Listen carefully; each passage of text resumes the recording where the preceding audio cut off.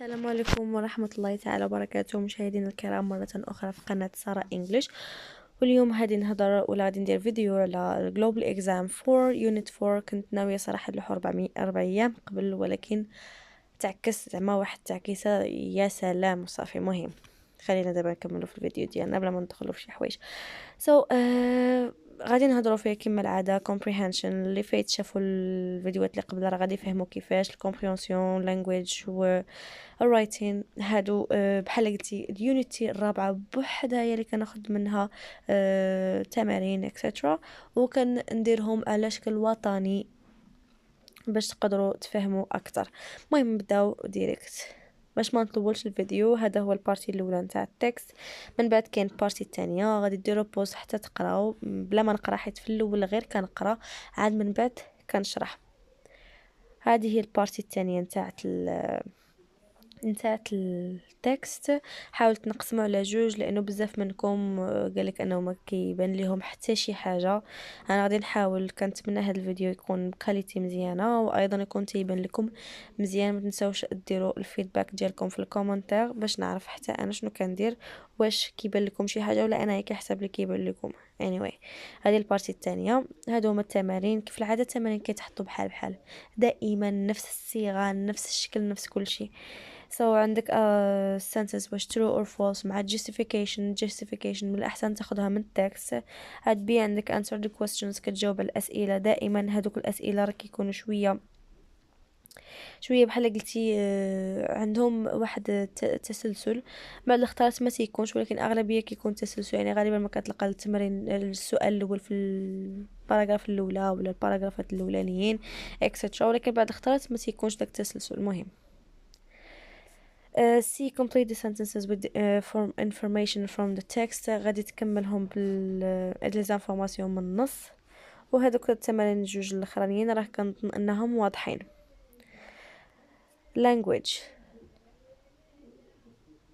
language فيها 15 نقطة. كيف العادة دائما كنحط collocations في الأول. ضروري من collocations يقدروا يتحطوا لكم ولا شي حاجة باش تعقلوا عليهم لأنهم كتار. collocations كتصلوا بخط وعاد اللي كتعمروا التمرين الثاني بدوك collocations اللي درتو في التمرين الأول. هنايا عندك كلمات بين قوسين، عندك develop nature pollution غادي تحولهم للcorrect form. مثلا عندك verb غادي تحولو نتايا الnoun ولا adjective على حسب شنو محتاجة الجملة. عندك العكس، مثلا عندك verb عندك noun غادي تحاول تردو adjective ولا verb etc. For rewrite the following sentences using words between brackets. يعني هادوك الكلمات اللي بين قوسين هما باش غادي نجمعوا هادوك الجوج ديال sentences. put the verbs between brackets in the correct form. يعني غادي تشوف التنس ديالهم على حسب الجملة. عندك travel و finish غادي تدير لهم غادي تصرفهم. writing. بالنسبة للwriting عندنا واحد هاد اللي في داك الجدول داك اللي مونكادغي زعما. عندك واحد الارتيكل فيه هذيك الهضره، قالك انه بزاف نتاع زعما المراهقين اليوم ما بقاوش مازال كيتصنتوا النصائح نتاع الناس الكبار، وما بقاوش مازال كيفكروا في النتائج نتاع الافعال ديالهم، وما بقاتش عندهم حس من المسؤوليه. نتايا غادي تكتب واحد الرساله لهذاك المحرر نتاع هذاك المجله ولا ما عرفناش مناش تخاد هذاك الارتيكل.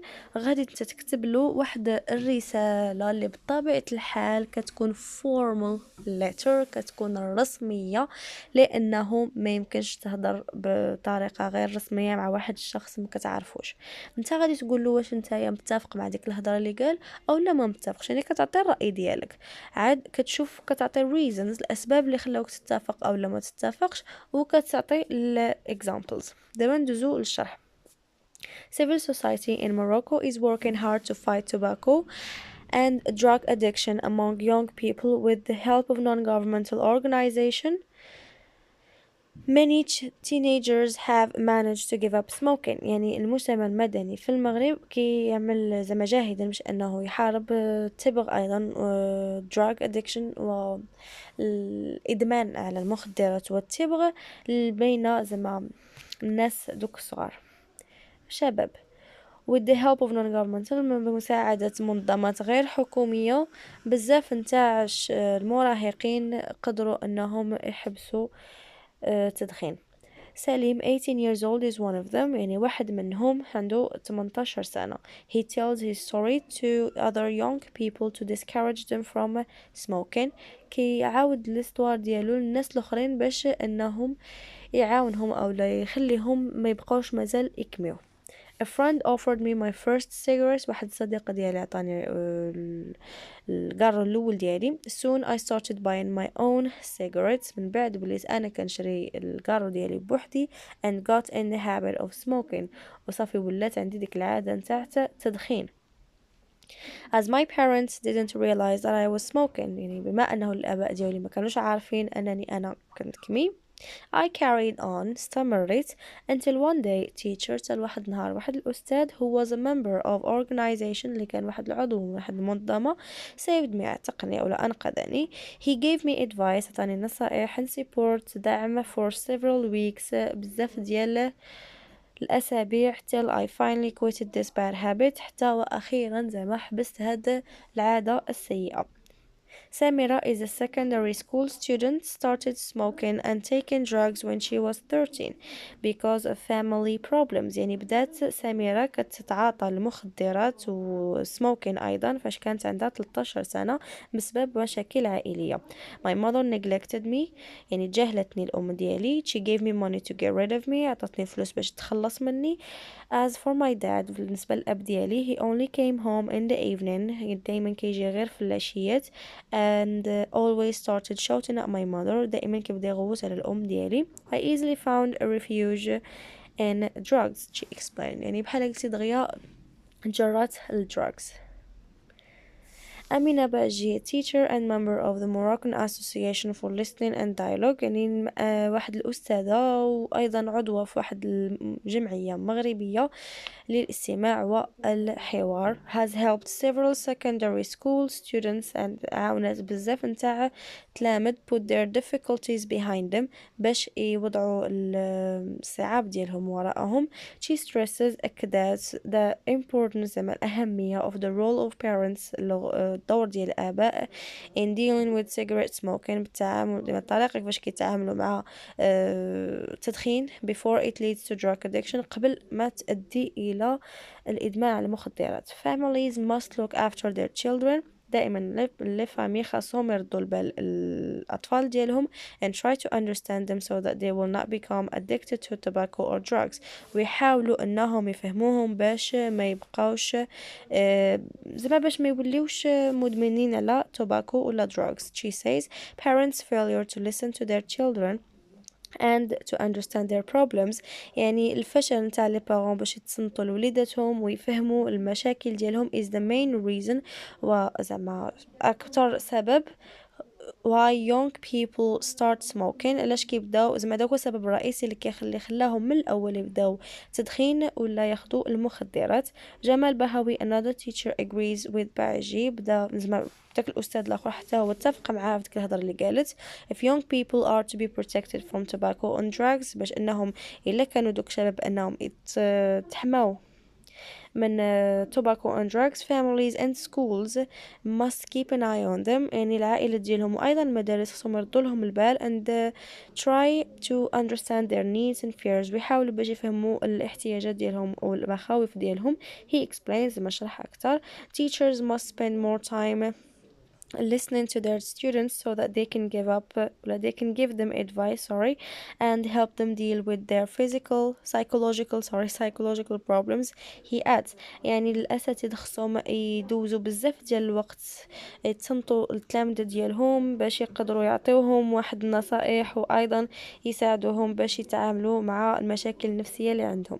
the best way to get the message across is not by giving advice، يعني أحسن طريقة باش توصل المساج ماشي بأنك تعطي الادفايس واحد نصائح، ولكن by encouraging young people to take part in anti-drug campaigns، ولكن باش تشجع هادوك الشباب باش يشاركوا في الحملات اللي كتكون ضد التدخين أو لا ضد drugs.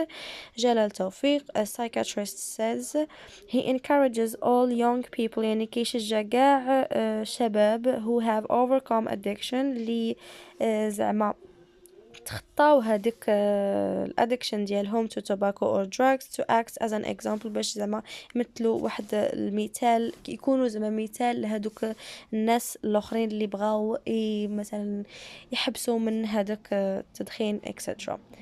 إذا التمرين الأول سليم wants young people to learn from his experience as a smoker يعني سليم بغى الشباب باش يتعلموا من الاكسبيرينس ديالو كمدخن هذا right يعني true. He tells his story to young people to discourage them from smoking. To Salim's parents knew he was smoking كانوا كيعرفوا باللي كان تيكمي وجاوب خطأ because my parents زي ما قال لك my parents didn't realize I was smoking. For Jalal Tawfiq, giving advice is the best way to help students stop smoking. يعني بالنسبة لجلال توفيق أحسن طريقة هي أنك تعطي الناس التلامذ advice نصائح باش يحبسوا التدخين وهذا خطأ لأنه هو قال لك by encouraging them to take part in anti-drug campaigns. Answer these questions. How did Salim's teacher help him? كيفاش ساعدوه by ولا he gave him advice and support for several weeks. To why did Samira's mother give her money علاش كنت كتعطيها الفلوس وهي to get rid of her باش تخلص منها. What does Baji advise parents to do to protect their children from addiction. شنو زعما باجي شنو كانت كتنصح الآباء باش يديروا باش يحميوا الأطفال ديالهم من addiction وهي to listen to their children and understand their needs and fears. Complete the sentences with information from the text. Thanks to non-governmental organizations, many children who smoke give up smoking. 2. Because of family problems بسبب واحد مشاكل عائلية سميرة started smoking and taking drugs. 3. The message in the second picture is that encouraging smoking students to take part in anti-drug campaign to overcome is that encouraging to overcome etc. smoking. Sorry. D. What do the underlined words in the text refer to. عندك this bad habit for paragraph 2 كتعود لنا على smoking. them في paragraph 4 كترجع لنا students. they في paragraph 5 كترجع لنا teachers. find in the text words or phrases which means the same as. continued اللي هي تستمر اللي هي carried on في paragraph الثانية. advice نصيحة اللي هي guidance. participate تشارك في شي حاجة اللي هي في take part. language non-natural disasters كوارث طبيعية non-governmental organizations حكومة غير منظمات غير حكومية global warming الاحتباس الحراري microcredits القروض الصغرى. Some NGOs provide rural women with to start their own business. يعني بعض من المنظمات الغير الحكومية كيمنحوا العيالات اللي هما rural women واحد الحاجة باش يبداو البيزنس ديالهم هي microcredits. Earthquakes, hurricanes and floods are called هادو كلهم كيتسماو كوارث طبيعية natural disasters. Beatty is a Moroccan يعني بيتي هي واحد الحاجة مغربية whose concern الاهتمام ديالها هو باش to save homeless children باش تنقذ الأطفال اللي ما عندهمش المتشردين المهم هما الأطفال المتشردين. non-governmental organization دي ديك باينة هي global warming which is caused ماشي caused خاصة يدي فما by pollution constitutes a major threat to earth. Put the words between brackets in the correct form. Our country has made great efforts for sustainable development. We have to preserve our natural resources. People mustn't pollute their neighborhood. Neighborhood هو الحي. Rewrite the following sentences using words between brackets. So a lot of students drop out of school. Their parents are poor. عندنا because أولا وقبل كل شيء خاصنا نقرأ الجمل ديالنا بجوجهم ونتعرف على الجملة اللي كتعبر لي على الكوز والجملة اللي كتعبر لي على النتيجة. مثلا هنايا عندي الكوز هو this their parents are poor والنتيجة أنهم كيخرجوا من المدرسة. إذا كنقول a lot of students drop out of school because their parents are poor. نشوفوا الثانية. نبيل didn't pass the exam, he didn't revise well. إذا السبب هو ما راجعش مزيان، يعني he didn't revise well، النتيجة ما نجحش في الامتحان. he didn't pass the exam. عندي consequently. نشوفوا هاد الجملة كي غادي تكون. نبيل didn't revise well, consequently he didn't pass the exam. هنا كتلاحظوا غتقولوا كيفاش، علاش، كيفاش درتي ليها. غتقولي كيفاش الاولانيه خليتي الجمله الترتيب ديال الجمل كما هو، ولكن في الثانيه بدلتي ترتيب الجمل. هنا بكل سهوله فاش كيكون عندك الكوز، فاش كتكون عندك هذيك الكلمه اللي بين قوسين هي واحد الاكسبريشن اوف كوز، كتسبق النتيجه وكتكتب هذيك الاكسبريشن وكتتبعها الكوز. ولكن الا كان عندك ما بين قوسين عندك ديك الكلمه كتعبر لنا على الايفكت، كيكون العكس، كنبداو هو الاول بالسبب عاد النتيجه. اوكي، يعني كنقولوا شنو وقع ونتيجه الى ذلك هي consequently he didn't pass the exam. Put the verbs between brackets and So next summer I will travel to Tetuan. By next Friday we will have finished all the exams. شوفوا الرايتين ديالتنا. هنا الرايتين ديالتنا ما غاديش نكتب الرايتين، غادي فقط نعاود نشرح لكم كيفاش تكتبوا formal letter اولا كديروا الادريس at the end date at the top right hand corner. الا ما كانوا عطاوك والو، مثلا هنا عطاوك ديك دير editor، يعني ما كاينلاش تكتب هذاك الشيء، تقدر هما اهمهم غير داك الشيء اللي غادي تكتب فقط. ما كتبوا لك حتى شي حاجه خاصك ضروري تكتب هذوك التواريخ وداك الشيء. في الليمن ديالك، في القنت الليمن ديالك الفوق كتكتب الادريس ولا دات، الادريس ديالك ولا دات. write the recipient address at the left hand. في الليسر ديالك كتكتب الادريس نتاع داك الشخص اللي كتصيفط له. so greet your addressee properly. خاصك تهضر معاه زعما بواحد الطريقه مزيان، يعني ترحب به. مثلا كتقول dear sir or madam الا ما كنتيش عارف واش هذاك السيد مرأة ولا رجل. dear mr or mrs، او لهنا عطاوكم ديجا dear editor. دي introduce the purpose of writing in the beginning of your letter. الاول ديال اللتر ديالك غادي دير السبب علاش انت كاتب، لان هذاك السيد ما مساليش راسو باش يجلس يبدا يقرا في الجماليه اللتر ديالك وتبقى تدخل وتخرج في الهضره. خاص اللتر ديالك اللي هي كتكون فورمال رسميه خاصها تكون قليله وفيها كاع داكشي اللي بغيتي تقول، يعني ما غاديش تمشي تبدا تدور الهضره باش تقول شي حاجه اللي ممكن تقولها نتايا في جوج جمل. هذه الاولى. الثانيه include in the body، يعني فاش كتسالي من هذيك الجمله ولا 3 ولا 4 الجمل، ولا غالبا كتكون 2 الجملات حتى 3 ماكسيموم الا كثرتي، اللي كتهضر فيها علاش انت بغيتي تكتب هذه الرساله لداك السيد. من بعد كيتبعها اي حاجه اللي هي مهمه وعندها علاقه بهذاك الشيء اللي كتبتي ليه في الاول، ماشي تعطيه واحد السبب في الاول وفي الوسط تلقى عاوتاني تبدا كتدخل. دائما خاص يكون عنده علاقه necessary details، يعني شي لي ديتاي اللي هما necessary، اوكي، اللي هما ضروريين، ماشي ايتها حاجه ولا لي زانفورماسيون ولا فاكتس اكسترا. عاد في الاخر كتساليها بديك yours sincerely ولا yours faithfully ولا best regards. ما كتكتبش سميتك بحال informal letter. بالنسبه لهاد الجدول دائما كنحطو باش دائما نذكركم وتعرفوا كيفاش كيتنقط الرايتين ديالك. عندك 3 نقاط على relevance of content، يعني كتشوف المحتوى ديالك واش نتايا داوي على داكشي اللي انا طلبت منك، داوي عليه مزيان. عندك 3 نقاط.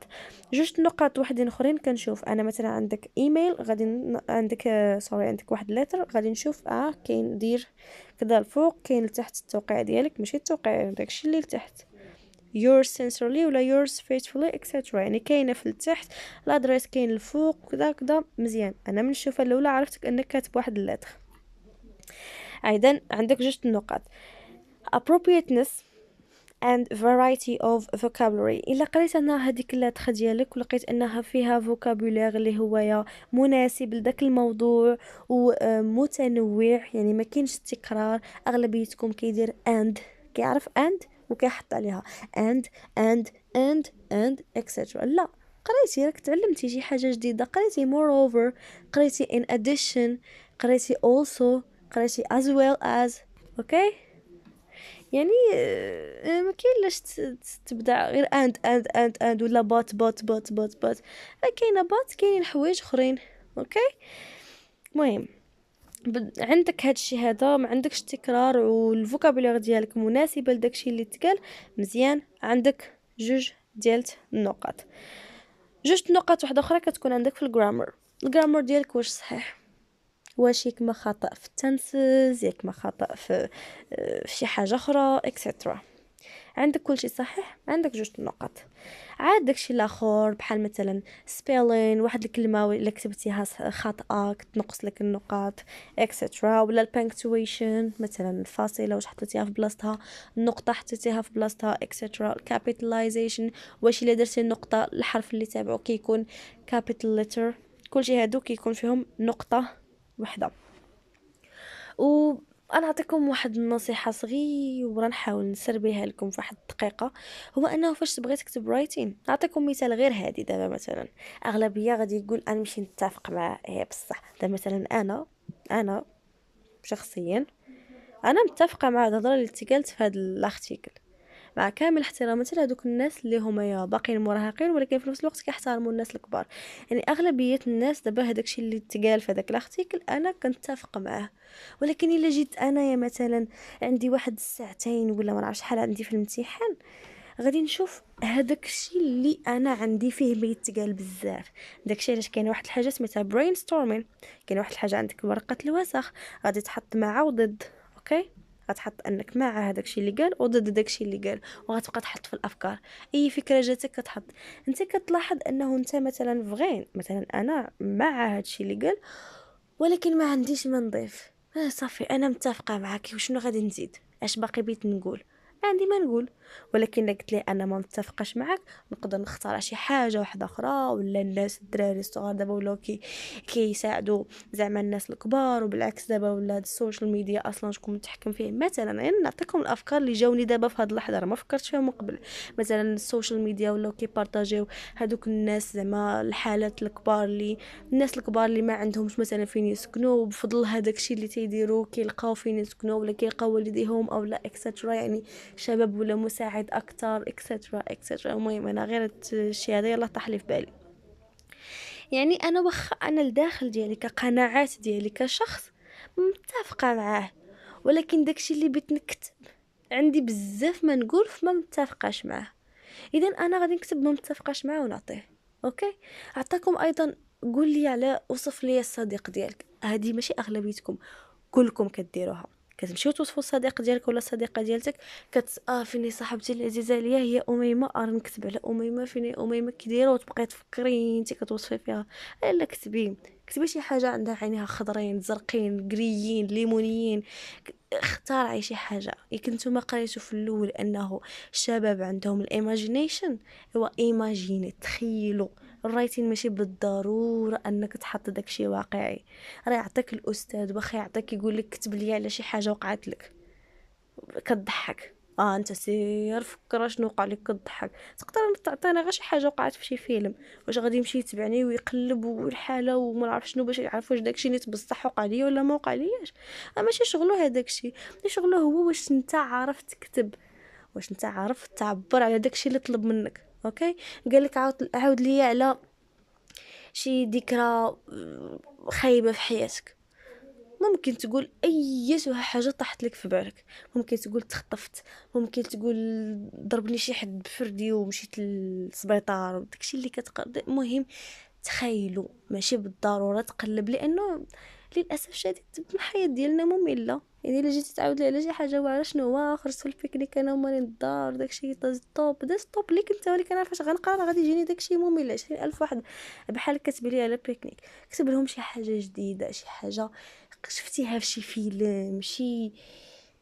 المهم كان انكم فهمتوني شنو بغيت نقول لكم. طولت قلت لكم دقيقه ولكن واقيلا دويت اكثر من دقيقه. المهم كنتمنى انكم تكونوا فهمتوا في هذا الشيء هذا، وما تنساوش شحال من مره قلتها لكم ما كنلقاش هذاك الشيء. حطوا لي نوت ديالكم باش نعرف شحال جبتوا، باش نعرف واش هاد الفيديوهات كيساعدوكم ولا ما كيساعدوكمش، سينو باش نعرف حتى انا فاش ضعاف باش نعاود الفيديوهات وحدين اخرين اكسترا. يعني انا بغيت انني نساعدكم بزاف كاع. anyway كنتمنى ان الفيديو يعجبكم، والى عجبكم كالعاده ما تنساوش تضغطوا على لايك، وايضا تضغطوا على زر السبسكرايب وتفعيل الجرس باش يوصلكم الجديد ان شاء الله.